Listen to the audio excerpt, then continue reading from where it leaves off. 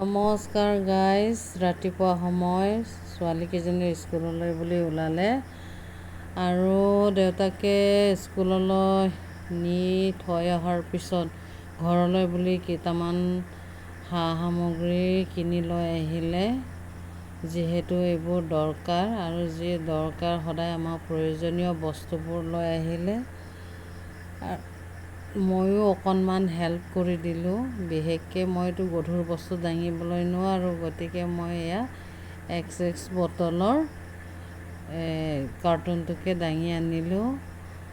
আৰু মানুহজনে গাখীৰো লৈ আহিছিলে, গৰু গাখীৰ। এয়া গৰম কৰিব লৈছোঁ। এইটো সিটো কৰাৰ লগে লগে সময় দেখোন হৈ গৈছে। আকৌ স্কুললৈ বুলি ছোৱালী দুজনীক ল'বলৈ গ'লোঁ, কাৰণ মোৰে দায়িত্ব। থ'বলৈ যাওঁতে দেউতাক, আনিবলৈ যাওঁতে মই, তেনেকৈ লৈ মেলি ঘৰলৈ আহিলোঁ। তাকে বোলে আপোনালোককো দেখাওঁ। এয়া দেখালোঁ। ভিডিঅ'টো ইমানেই আছিলে।